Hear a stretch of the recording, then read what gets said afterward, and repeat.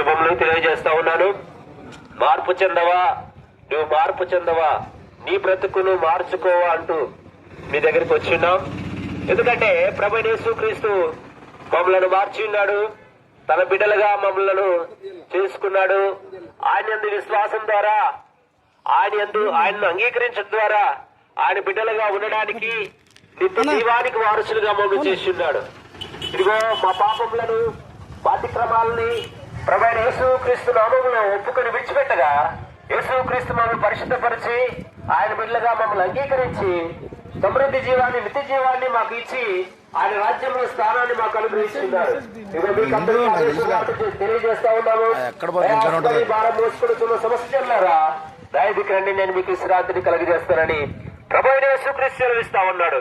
ఈ లోకంలో ఎన్నో ప్రయాసల చేత మానవుడు బ్రతుకుతా ఉన్నాడు. కారణం ఏంటంటే మనిషిలో ఉన్న పాపం. ఏ భేదం లేదు, అందరూ పాపము చేసి దేవుడు అనుగ్రహించిన మహిమను పొందలేకపోతున్నారని దేవుని వాక్యం మనకు సెలవిస్తా ఉంది. గనక పాపం లేని వాడంటూ దేవునికి వ్యతిరేకమైన పనులు చేసేవాడు ప్రతి ఒక్కరూ మనిషి పాపము చేస్తా ఉన్నాడు. పాపం లేనివాడు ఎవడూ లేడు, చెడుతనం లేనివాడు ఒకడూ లేడు. అందరూ పాపము చేసి దేవుడు అనుగ్రహించి మహిమను పొందలేకపోతున్నారని దేవుడు వాక్యం సెలవిస్తుంది. కనుక మనకందరికీ రక్షకుడైన, పరిశుద్ధుడైన, లోక రక్షకుడైన, మోక్షానికి అధిపతి అయిన ప్రభువైన యేసుక్రీస్తు అవసరమైనాడు. ఎందుకంటే ఆయన మాత్రమే మన పాపాల నుండి, శాపాల నుండి, నరకాగ్ని నుంచి రక్షించే పరమరక్షకుడు. మనం ఒకవేళ ప్రభువైన యేసుక్రీస్తుని అంగీకరించకుండా, ఆయన్ని రక్షకుడిగా స్వీకరించుకోకుండా, పాపాలు యేసు చెంత ఒప్పుకోకుండా ఈ లోకంలో జీవిస్తే పాపం వల్ల జీవితం మరణమని దేవుని వాక్యం సెలవిస్తుంది.